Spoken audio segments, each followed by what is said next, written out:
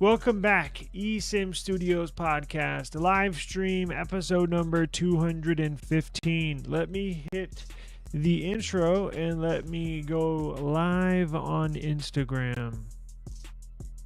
Give me 1 second, folks. How's it going, Brian? Thank you for joining us today. Daniel, how's it going, sir? Appreciate it. Let me hit the intro. Let me go live on Instagram. Take 2 seconds.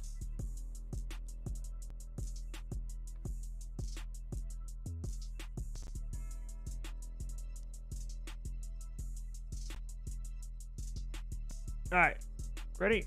Let's do this. Yeah. Woo. I just need my space right now. Fresh off the G5 jet, I'm on my way to a brand new kit. Welcome back, eSIM Studios podcast, live stream episode number 215. Thank you for joining us today. Let me make sure I got the volume good. Yeah, we're good. Okay, so we got a good show today. Very good show. Very busy with websites today. Got this unboxed, barely just signed into it. So I don't know how much testing I'm going to get done today. Probably going to save, probably start taking a bunch of photos and stuff probably tomorrow. I doubt I'll be able to get outside, and I can take some photos inside, but wow, iOS has changed. Boy, has it changed. But, I mean, it's still kind of the same iOS that I remember. It's just different. So, God, I love Android. Interesting, though. Very interesting. I'm going to save my thoughts because I barely just signed into it. I've been so busy today, I barely even picked it up. But 16 Pro Max, so looking forward to testing it out, right? I can finally put to rest the comparisons, right?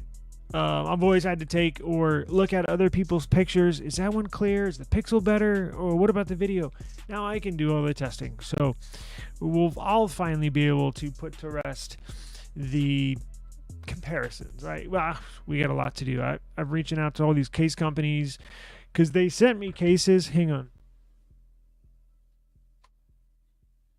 Does anybody have a 16 Pro?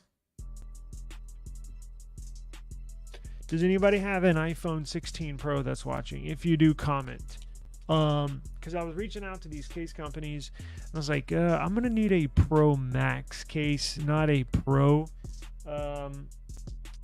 If anybody has a 16 Pro, might do a giveaway for these. So let me know. Let me know, please. So we have an interesting story. So there's an interesting iPhone stealing scheme that was brought to light, and basically the intricate details of how they steal iPhones. If you've ever wondered that, right?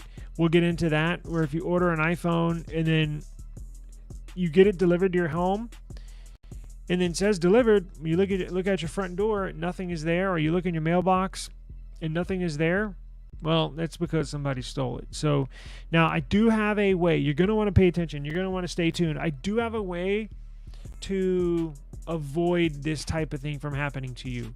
So, and it's something I always do. Always do. And I, knock on wood, have not had anything stolen. But you have to follow what I do. Very easy, but I'll let you, we'll get to that in a second. Samsung, it looks like it's official, making the switch to MediaTek CPU, which I'm ecstatic. Cannot wait. And they're actually coming out with a model that I never really liked in the past that I think I'm going to really enjoy. So that's news. Samsung, that is. And then we have the camera button. So as you know, or you may not know, iPhone, on these new iPhone 16 models, they have a dedicated camera button where if you push it, it goes right to camera, right? So it looks like the dedicated camera button is coming to Android, which I don't see why. All you do is just double press the power button and you're in the camera app. So why adding one more button that you just push one single time? It's a trend that I wish these Android companies would just let go, because just because Apple does something on their iPhone does not mean these Android manufacturers have to start doing it. We'll get into it, but one manufacturer is, and we'll get into that. And then last but not least, Comcast has a data breach, and let's jump into that. So we've had a lot, unfortunately, we've had a lot of data breaches, right? Earlier in the week we discussed the Chinese hackers that shut down Verizon networks. They also were inside the networks of their computer systems of AT&T and Verizon for months, it seems, stealing customer info, listening in on your phone calls. They got the same access that the FBI and the CIA have in these wiretaps, except the CIA and the FBI are supposed to get a warrant for those to listening to your phone calls. Chinese hackers over here, they name themselves Salt Typhoon. They don't have to go to a judge to get a signed warrant to listen to your phone calls. They can just tap into your phone and listen to whatever you say, and text. So we discussed a lot about that. I believe it was 2 or 3 days ago. You can scroll back in our video history and find the uploaded video. It's a clip that I uploaded. I break down everything, how that happened, and what you can do or not do to prevent it. But we got a new one. It seems like every day, not every day, but every couple of days, it seems like, I'll put it this way, it seems like on a weekly basis we're seeing this company getting hacked into, that company getting hacked into. MoneyGram. I just found out MoneyGram, if you've been sending money to family members outside the country, or you use MoneyGram for whatever reason, they were hacked. All customer details were leaked. Socials, bank account information, your name, your number, your address. So not good. Please stay on top of all your accounts. Please stay on top of your credit reports, whatever you choose to do. Just be very vigilant, because man, not a good thing. We'll get to that in just a second, Brian. He says, if China was that for, imagine how Israel got. Yeah, so in the world of, I guess you may not, you definitely don't know this, but I have a interest in spy stuff, right? Like CIA, all this stuff, right?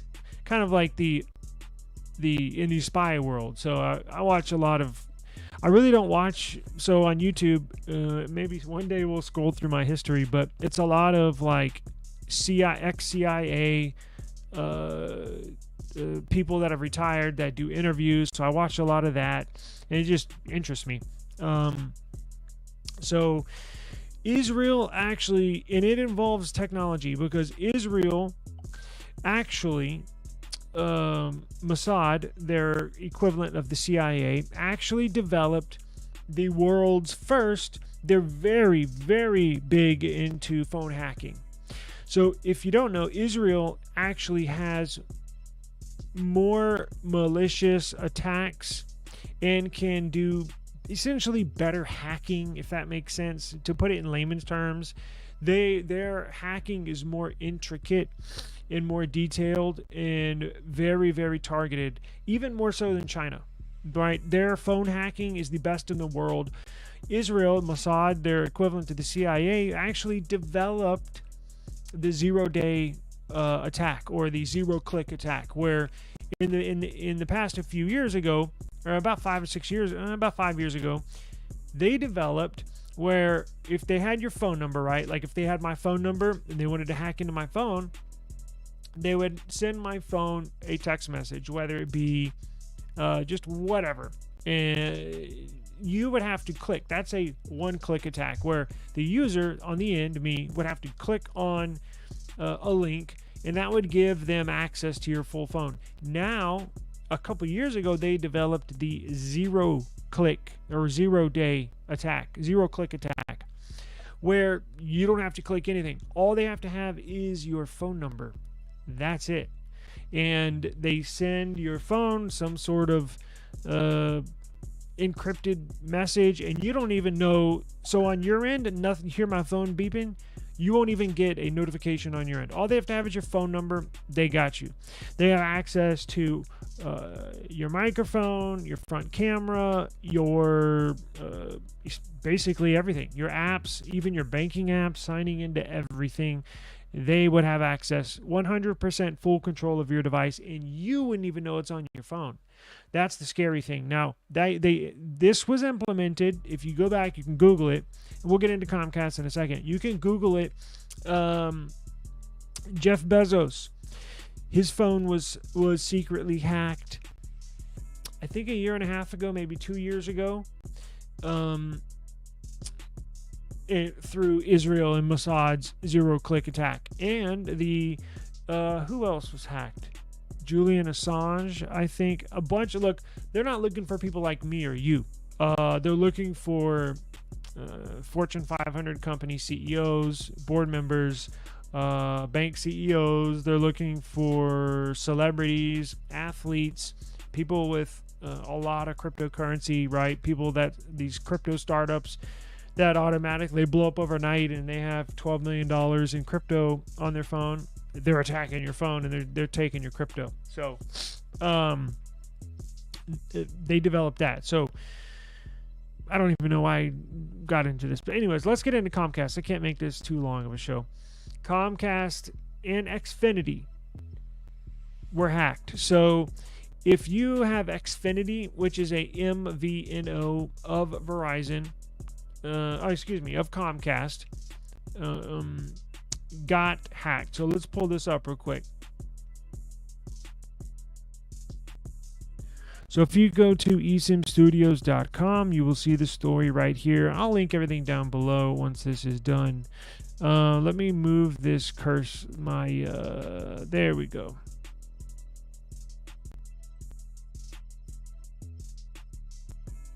Okay. Comcast confirms another huge data breach. Over 230,000 users impacted. Now, to what severity? Let's find out.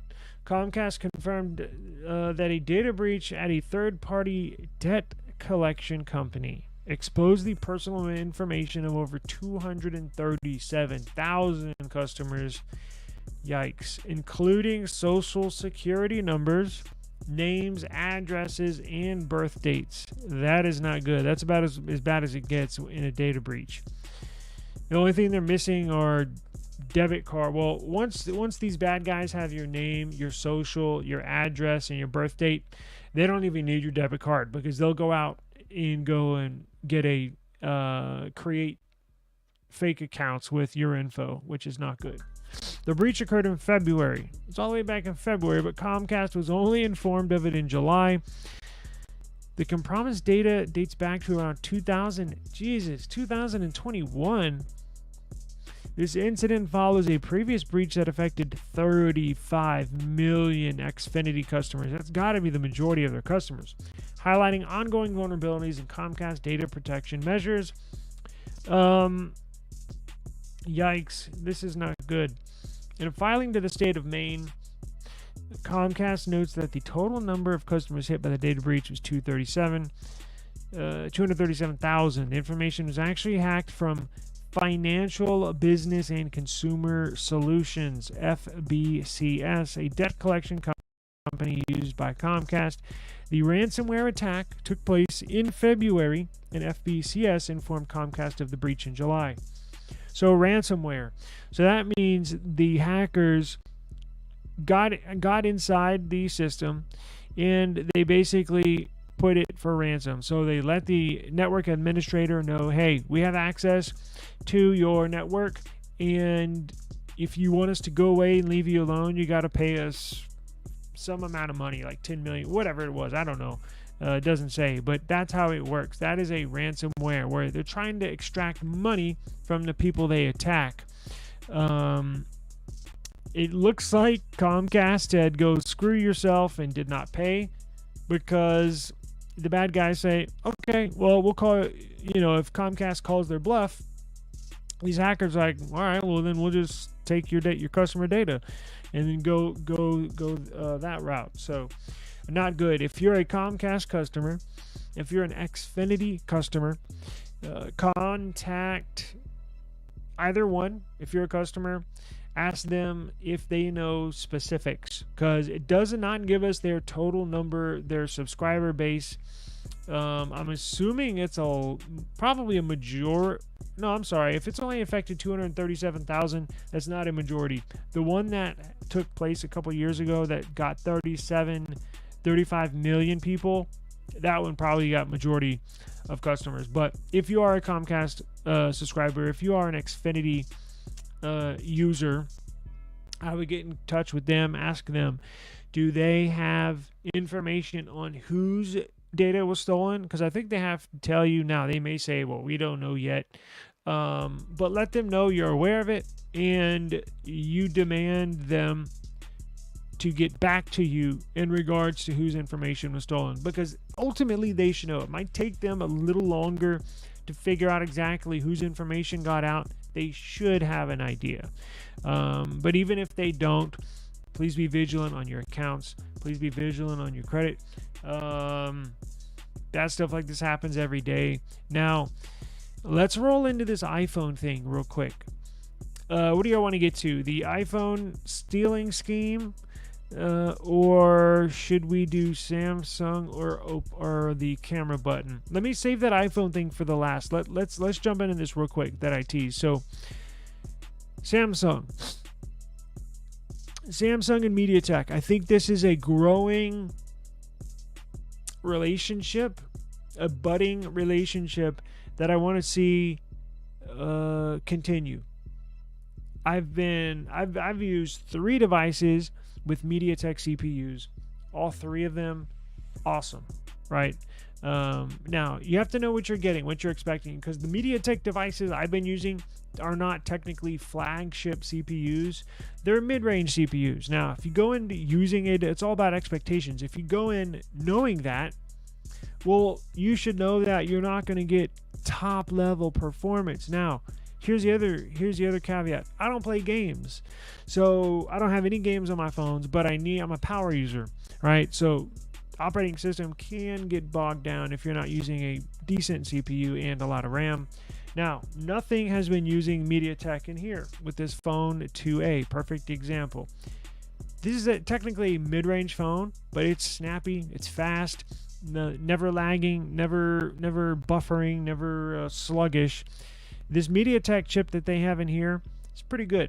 I actually really like it. So, Samsung tapped into MediaTek for their flagship CPUs on their newest Galaxy Tab S10 Plus and S10 Ultra. It looks like they're going to slowly start rolling into using MediaTek CPUs instead of their own Exynos CPUs. We've discussed numerous times on here just how bad Samsung is at manufacturing CPUs. We'll hit on it real quick. Only 20%, roughly 20% of Samsung Exynos CPUs actually make it all the way through the end of the manufacturing process. Only 20%. That means they gotta throw away 8 out of 10 CPUs they manufactured simply because they're just not good enough, right? Quality control, they test them. After they manufacture them, they test them. Make sure they're working good, make sure they can clock up to top speed. They do a bunch of testing. Power draws, everything. Samsung has been really, they've hit a... They're in a really bad place with manufacturing CPUs. Now, the best CPU manufacturer, TSMC, they're the complete opposite. 8 out of 10 CPUs they produce go on and are put into devices, meaning only 2 out of 10, 20% gets thrown away. So you can see how far behind Samsung is. Now, I don't have MediaTek numbers as far as as far as how many CPUs they throw away out of every 10 or what percentage moves on to the devices. But I can guarantee you this. It's a lot better than Samsung's. I can tell you that. So Samsung is going to tap into MediaTek. Now MediaTek is also cheaper. So their flagship CPU, the 9400, Dimensity 9400, is about 20% cheaper than the flagship CPUs, than the competing flagship CPUs from Snapdragon. So it's a no-brainer that Samsung go with MediaTek in place of Qualcomm Snapdragon CPUs. Qualcomm Snapdragon CPUs are made and manufactured by TSMC.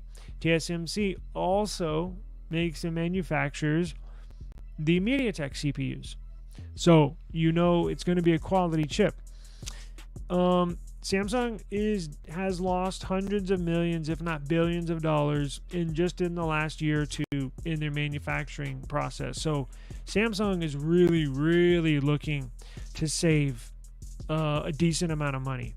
A lot of money. So it's a no-brainer that they choose to go with MediaTek for their CPUs. Now, they're not going to put them in everything. They're not just going to go all in on MediaTek. But you know how Samsung used to do? They used to split, right? Some devices would have Exynos CPUs in whatever part of the world you're in, and the other half, they would put Snapdragon CPUs. Well, what Samsung is going to do is now it looks like they're going to put MediaTek CPUs where in markets that they were going to put Exynos CPUs, but still make and sell Samsung devices with Snapdragon CPUs where Snapdragon CPUs have been sold, like here in America. But I teased at the very beginning, it looks like they're going to make a device that I used to tell everybody not to buy. And now I think it's a device that I want to buy. So it looks like the upcoming It looks like the upcoming Samsung Galaxy S23 FE is going to go under some changes, some good changes. Now, this is where MediaTek comes in. So, the S24 FE was just released. It's their mid-range, it's their watered-down flagship version of Samsung's flagship Samsung Galaxy device. The S24 FE was just released like a week or two ago. And, you know, they already have plans for the following year that are being put in place. So next year's S25 FE is going to come with MediaTek Dimensity CPUs. They're also going to redesign it. So that's the news we got today. The next generation Samsung Galaxy Fan Edition is going to go under some noticeable changes that we can tell from the eyes and some not so noticeable changes under the hood. So this upcoming Samsung Galaxy S25 FE is going to be a lot slimmer. So they're going to slim this thing down, which I'm a big proponent of.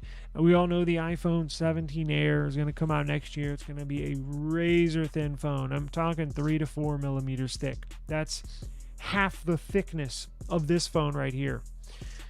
And I want to see that trend continue. We talked about how there's a specific Android manufacturer that's going to copy this stupid iPhone capture button, right? And I was saying how earlier it's like when Apple does something, everybody has to copy it. Well, with this stupid camera button, I don't want to see that copied. However, with a razor thin device, I do want to see copied.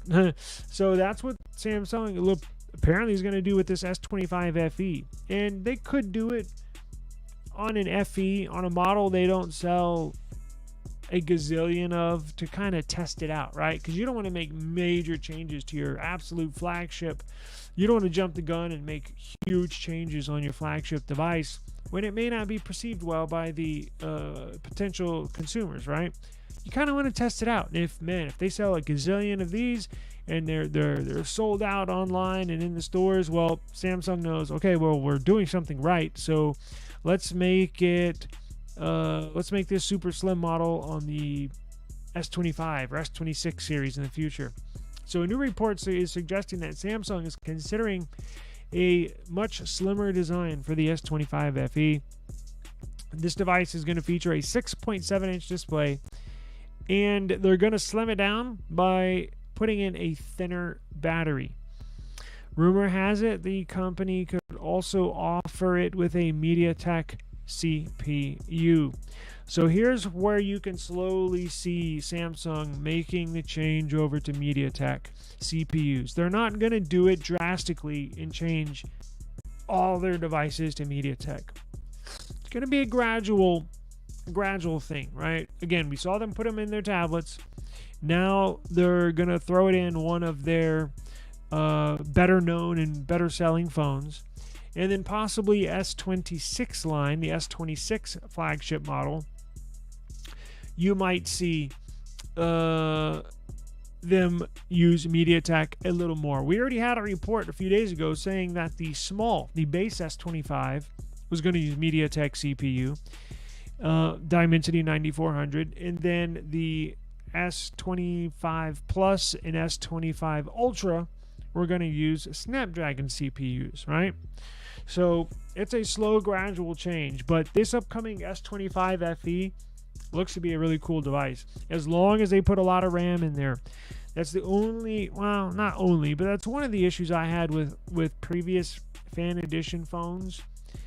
Sluggish, very sluggish, and I got two. Not now, but in the past I had two, because I thought I had a dud or a lemon of a phone, and got another FE, same thing. So I was like, man, screw these FEs. But it looks like they're going to change it, hopefully. And now with all these phones having to do all these AI functionalities, one of the requirements running AI on a specific device, it requires a decent amount of RAM. And it looks like we're, again, slowly moving into the day where most of these phones are all going to, at the very least, have 8 gigs. And we'll get there soon where at the very least on an Android device, you're going to start seeing 12 gigs be the base. And I think you're going to start seeing that next year. Now, I'm not talking about the A55 Samsung or, on these cheaper models. But look, this Nothing phone has 12 gigs of RAM. It was $350. So it can be done. And with, again, moving into AI, it requires a lot of RAM. And that was the issue I've had. I don't have to have the fastest CPU. I gotta have a lot of RAM. And it looks like if this new S25 FE is going to be running Galaxy AI and all this, remember, this is going to be next year's in the future. So they're going to dive even more into AI functionalities. It's going to require, I'm hoping they put 12 gigs of RAM. No word yet, but got my fingers crossed. I don't think 8 gigs will do it anymore. At least not in the Android world. I don't know about this thing, but we'll have to see how that goes. Now check this out. We're going to get to this iPhone story, but before we do that, since I held up this iPhone and since it has this stupid dedicated camera button, on Android phones, you don't really need it. All you do is you just push the power button twice real quick, boom, boom, and it opens up your camera, right? Well, it looks like Oppo is going to basically copy the quick capture button that we saw here launched on the iPhone 16 model. It's making a big comeback on smartphones this year, and more specifically with the Oppo Find X8 and X8 Pro. It is going to launch with a dedicated quick capture button. Again, we talked about Weibo yesterday, in the day before with OnePlus and Qualcomm, and now you get another leak from Weibo post again. Oppo Find Series product manager Zhu Yibo explained the reasoning behind bringing the quick capture button on the company's upcoming flagship phones. The post describes pain points, quote unquote, where the Oppo executive felt the need for a fast and easy way to snap photos without using the touchscreen controls. Really? I guess he's talking about changing options when you're already inside the camera app, like changing your focal length or changing the sensor or zooming in, zooming out, or adding effects without touching your screen. I'm assuming that's what he's meaning. These included personal experiences with freezing temperatures and him wearing gloves, and a rafting trip, which made it impossible to use the touchscreen and capture shots due to the due to the water splashes and constant shaking of the raft. And while the camera control button on the iPhone 16 series features a captivative touch area, the Oppo exec also brushed over the need for a simple and uncomplicated button solely for taking photos. We'll have to see how they implement it. This is the photo from Oppo and what they posted today. So I'm not sure if that's going to be a captivative button, but we will see. I guess it all depends on where you put it, because where Apple put this dedicated button, it's not in the best spot in my opinion. In fact, I wish it wasn't even there, but it is there, so there's nothing I can do about it.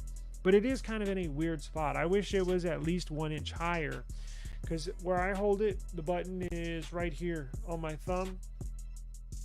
Right about here. I wish it was up 1 inch, right underneath the power button.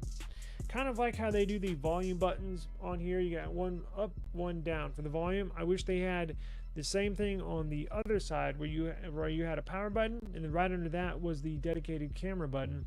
I know they want to separate them and keep them different. It's just located in a weird spot. It is what it is. We'll have to wait and see what Oppo brings to the table with their new captivative button, but camera button, quick shutter button, should be released here sometime soon. So I'll definitely keep y'all up to date with that. Now let's get into this main story. Very interesting iPhone stealing story. So have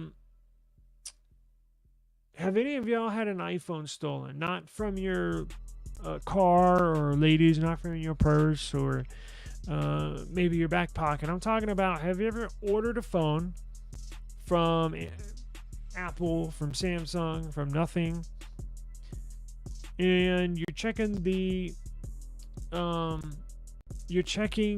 delivery, right? It hasn't been delivered. Has it not? Where is it? And then it says delivered. And oh, sweet. And you go to your front door, nothing is there. Have any of y'all had that happen to you? I hope not. But that's becoming a huge issue. Not only with these companies like Apple and Samsung, but carriers as well. AT&T, Verizon, T-Mobile. A huge issue. And who's to blame? It's hard. It's hard to kind of pinpoint who's to blame, right? A lot of the drivers get blamed for it. The delivery drivers, that's who I initially thought takes the packages, right? They're probably delivering at least 10, 15, 20 a day right around iPhone release. Well, I have this news story here. Let me pull this up.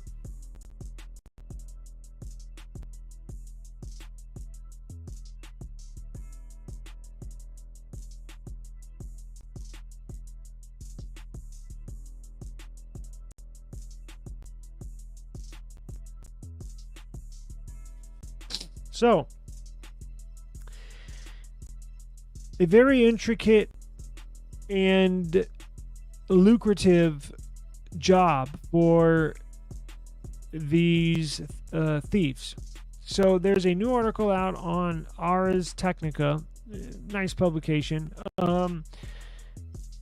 They call them porch pirates. Now, typically you hear the term porch pirate with Amazon drivers, or not Amazon drivers, excuse me, with Amazon deliveries. I don't mean to cast any aspersions on Amazon delivery drivers, pardon me.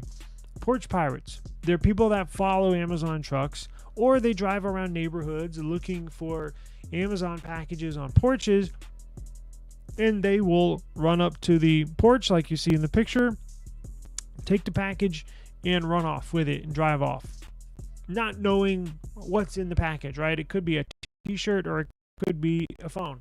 They have no idea. Well, it seems like these thieves reworked the way that they're targeting certain deliveries. So, as you know, these iPhones are very expensive, right? I think this one retails, the one that Spectrum sent me, retails for $1,600, right? It's a 16 Pro Max, 1 terabyte. Well, these porch pirates don't want to come up with any duds. They don't want to come up with any t-shirts. They want to come up with iPhones because the resale on these things are insane. You can get one. So if you steal one off of a porch and you immediately put it up for sale, you're looking at, if it's $1,600 brand new, let's say they put it on sale for $1,000. That's a good deal, right? I'm sure they would sell it within a couple hours. And then probably in the following days, customer would say, hey, it says delivered, it's not there. And the phone would ultimately end up being marked as blacklisted and or lost or stolen. More specifically, lost and stolen due to an undelivered device. That's a real thing. It's such a common occurrence that these companies market lost and stolen with a side note, undelivered. That's exactly what that means. So they have not named the mob or the group behind this, but it's a very interesting article in which these thieves, so do you remember the term bad actors, right? Which you typically hear that with SIM swaps. Well, here's where you're going to hear a bad actor term again. So phones purchased and shipped through AT&T are being targeted now more than ever, more than Verizon, more than T-Mobile phones. There was a Wall Street Journal published, actually let's go to that was published yesterday in regards to this. Let me show you what I'm talking about.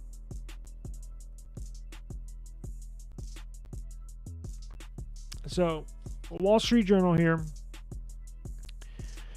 These thieves arrive within minutes or seconds after the delivery, grab the packages, and run. Now, this is targeting AT&T devices. These thieves know exactly what home is getting what phone, what address is getting what phone. And they're getting help through the inside, through bad actors that work inside of AT&T. So porch pirates across the country for months have been snatching FedEx packages that contain AT&T phones within minutes or even seconds of delivery. And Wall Street Journal is going to make me pay for this article. So we'll go back to Ars Technica. The key to these swift crimes, investigators say, the thieves are armed. Check this out. These thieves, these porch pirates that target AT&T iPhones, have tracking numbers. Another factor that makes packages from AT&T particularly vulnerable is that AT&T typically does not require signature on delivery. Verizon and T-Mobile require a signature on delivery of smartphones. AT&T does not. So these thieves have fine-combed through the details, and they realized, okay, AT&T does not require a signature. T-Mobile and Verizon do. So the phone is going to be sitting there on the porch. Now they're thinking, if we could only get somebody on the inside that works for AT&T to maybe get us a delivery list or tracking numbers. Guess what? That's exactly what they did. They bribe people inside, whether it's inside AT&T corporate or it's inside AT&T, the warehouses that they ship out of. Somehow, some way, they bribed people that work inside AT&T. Or, here's another big one, or the bad guys, one of the bad guys applies for a job at AT&T. This is a real thing. And then the bad guy is not going to get hired on by AT&T to support his family and to put food on the table and a roof over his head. They're getting a job at AT&T to be able to have access to all this information just for nefarious reasons, to hook his homies up with tracking numbers of all the iPhones that are going to be delivered in Houston on October the 12th. And then they basically follow a FedEx truck, or they have a list of tracking numbers and a list of addresses where they're going to be delivered, and they either slowly follow the FedEx truck and keep looking at the list. Oh, okay, there's 2 houses on this next street over here that are getting iPhones. And and they may not be right behind the FedEx truck, they may be the street over. And every few minutes, kind of drive around and see if the FedEx truck is still on the street. And what do you know? One of those rounds that they take, the FedEx truck is not there.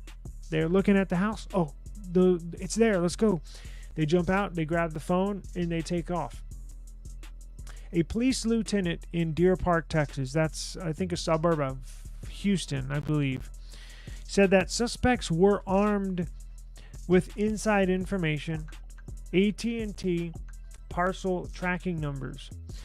Deer Park police are working with AT&T to investigate how the suspects got the information, the tracking numbers, the addresses, the customer information.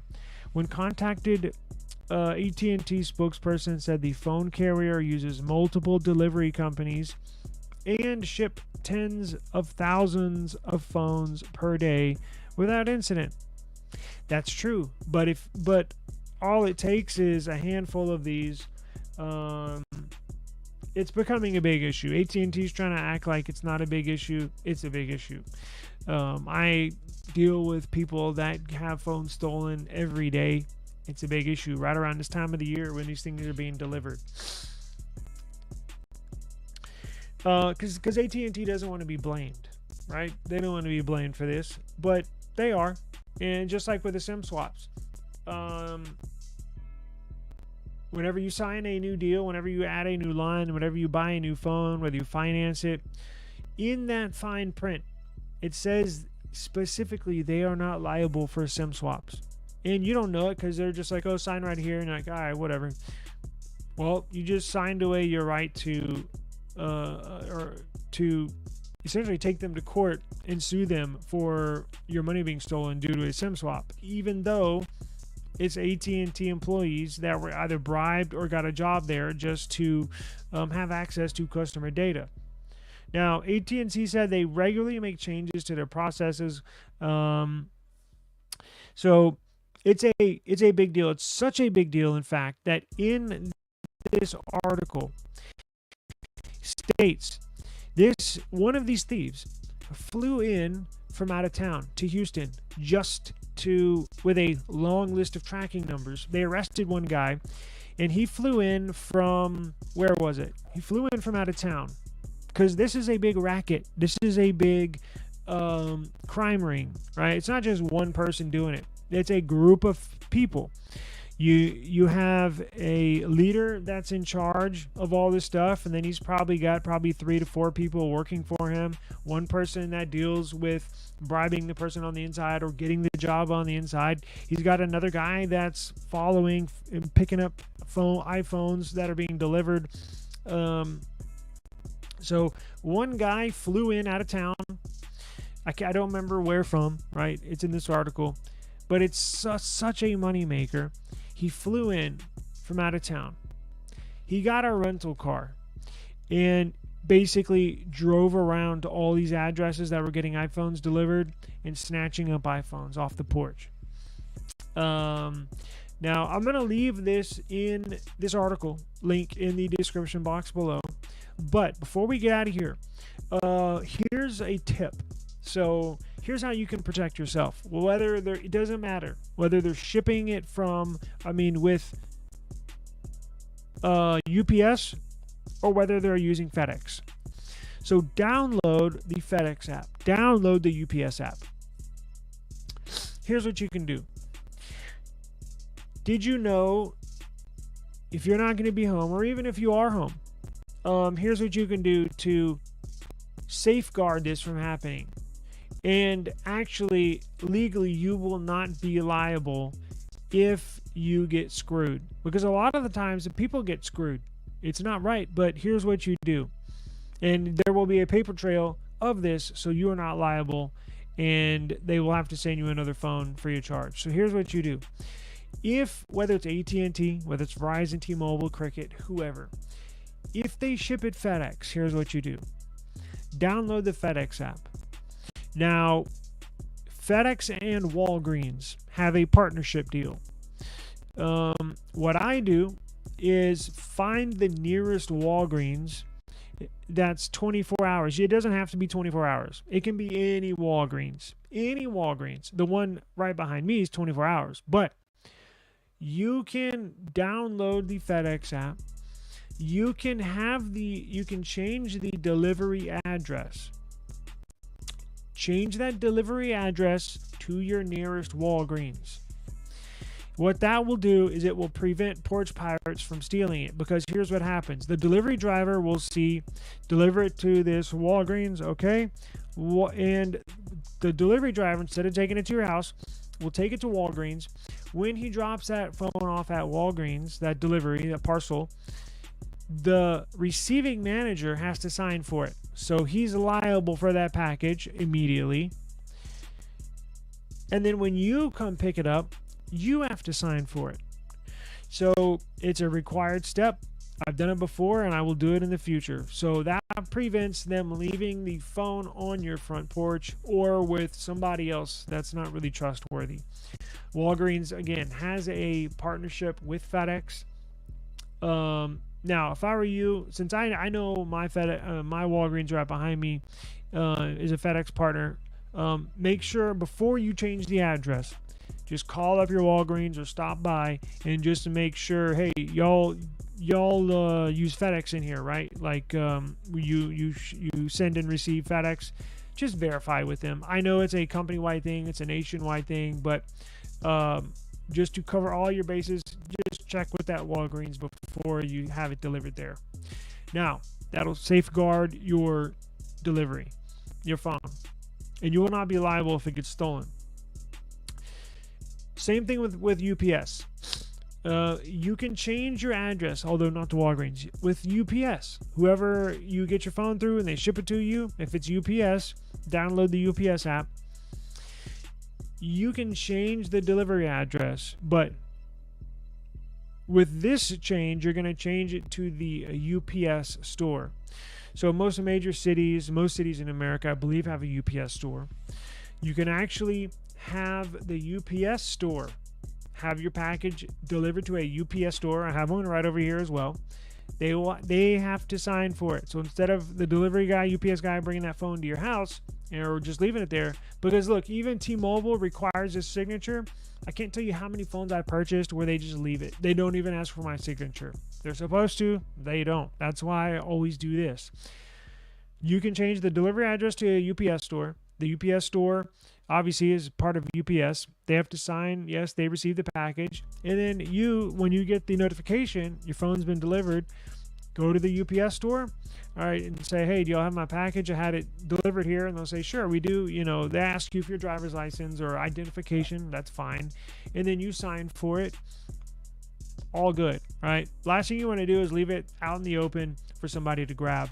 This way, have it FedEx, have it delivered to Walgreens, UPS, have it delivered to the UPS store. And everybody has to sign that the transaction was made. And when you pick it up, you got to sign for it too. So that's a little hack I've been using for years and has safeguarded me many, many, many times. So that'll do it for today, guys. I got to run. Thank you for joining me today. I really appreciate it. Brian, thank you, sir. They also said, the usual suspects. They also said some of these porch pirates, because, some people, some neighbors, some residents are kind of catching on to these porch pirates. The word's been getting out. They've been doing it for so long. Here's another interesting detail. Some of these guys that are porch pirates will dress up as a Amazon delivery driver, so they don't look suspicious walking up to a front door. If you got a guy in a hoodie that looks like he's off the street jacking packages, you know, people call the police, or it sticks out, you know, like a sore thumb. If you see a guy, how many times, if you see a guy in a Amazon delivery getup, right, delivery clothes with a little blue vest on, you see him. We see Amazon people all over making deliveries all over the place. These thieves started dressing up like Amazon workers, Amazon delivery drivers. Now, they wouldn't just walk up and grab the package. They're sneaky. They would have a package in their hand. It's a fake package. It's a fake one. It doesn't have anything inside, but it is a package, so it doesn't look suspicious. So they'll go up to the door that they know a phone is at. Amazon the bad guy dressed as an Amazon delivery driver with a Amazon package. They'll go up to the door. They'll drop the package that has nothing in it and pick up the package that's at the door, that's on the porch, that has the iPhone in it, and walk back to the truck. Pretty sneaky. So just beware. Have your phones. If you're not at home, have it delivered to the UPS store or Walgreens. Damn, they're that much. Oh, I forgot, in Canada, they jack the prices up, don't they? Taxes. $2,300. Holy shit. Wow. Yeah, Brian says, some were brazen enough to rob the package right in front of the delivery driver. Exercise your Second Amendment standing ground. Yeah, no kidding. Holy crap. I know. It's $1,000. I mean, if you look at it, it's $1,000 in that package, right? So you're gonna get some desperate people doing some desperate things, right? So, yeah, these are hot sellers, man. These, if I put this up on for sale, it would be gone in a couple hours. You know, these are hot items, especially when they're just released. So, just be safe, play it smart. If you have any questions, whoever's watching this, if you have any questions about what you should do, please let me know in the comments. I check them, try to check them as much as possible, at least once a day. Let me know what's going on. If you got any questions, hey, should I do this? Should I do that? Or I have experience in a lot of different aspects of technology, whether it's phone deliveries or whether it's how to unlock your phone, or should I choose this phone or that phone. If you got any questions, give me a holler. That's what I'm here for. So appreciate the time, Brian. Have a good weekend. Daniel, you too, brother. I really appreciate everything. And Leah, yeah, I know I've watched Insidious a couple times. Yes, I am familiar with that. iPhone refresh rate scandal. They have been throttling 120 hertz to 80 hertz 95% of the time. Been going on for 4 years. Apple won't acknowledge this mess. I agree. I've seen all those videos you have on Twitter. That's where I first noticed it a few weeks ago, and they're still up there. So I know, I'm aware of it. That's why I haven't used an iPhone in like 5 years. I picked this up today, and I was like, damn, this thing is slow. I was like, my Galaxy, my Pixel, just freaking snappy as hell, blazing fast. It's almost so fast I can't even keep up with it. This one, nice, smooth, slow animations. I'm like, come on, man, we need the snappiness. Yeah, they're only running at 80 hertz for a majority of the time. I think they only do 120 very, very only. I can't remember. Maybe we'll dive into that tomorrow. The refresh rate scandal. In fact, let's do that. Damn it! Since I got this new iPhone here, let's jump in to the refresh rate scandal. So DeFi Ramsey, come back tomorrow. We will discuss the refresh rate scandal tomorrow. How about that? I'm gonna need a little more time with this tonight. Plus, I think to get the refresh rate on the display, don't you have to be a developer? Maybe. May have to make a developer account, but we'll get into it tomorrow. I'll look into it tonight and get into it tomorrow. I was going to do a giveaway today, and I was so freaking busy, I totally forgot about it. Let's try and do one tomorrow. I'll put a community post out tomorrow morning, way before the live stream, and let you know if we're going to have a giveaway day or not. But I think we should. And please let me know. Comment in the video if you're an iPhone 16 Pro user. I got some cases here that I'm needing to get rid of. Anyways, let me get out of here. eSIM Studios podcast live stream episode number 215. Thank you for your time. I do appreciate it. Please enjoy your afternoon and everything else above all. Please, please, please be safe out there. It's a crazy world. And as always, see you tomorrow. Peace.